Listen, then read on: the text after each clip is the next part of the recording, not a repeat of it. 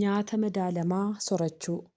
Akkam jirtu ani ogeettii fayyaaf sirna nyaataa Maqdas Asaffaatii har'a qabadhee kan isiniif dhiyaadhee waa'ee nyaata madaalamaa soorachuuti.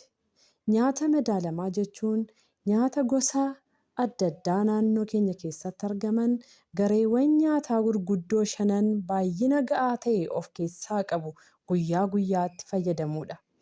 Fayyaan keenya borii kan inni hundaa'u nyaata daa'imummaarraa kaasnee nyaannu irrattidha. Nyaata gosa adda addaa nyaachuun fayyaa keenyaaf gosa nyaataa barbaachisaa ta'an akka argannuuf nu gargaara.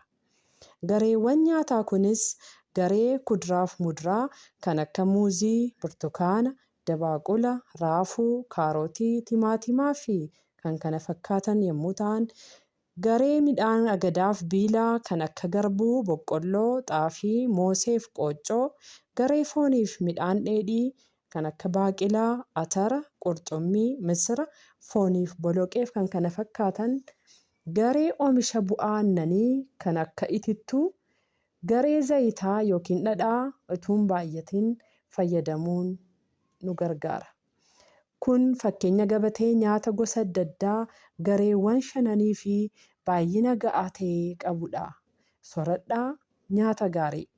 Egaa qophiin har'aa kanarratti raawwataa. Mata duree biraatiin walitti deebinaa. Sabiskiraayib, sheer gochuun dagatinaa. Nagaan.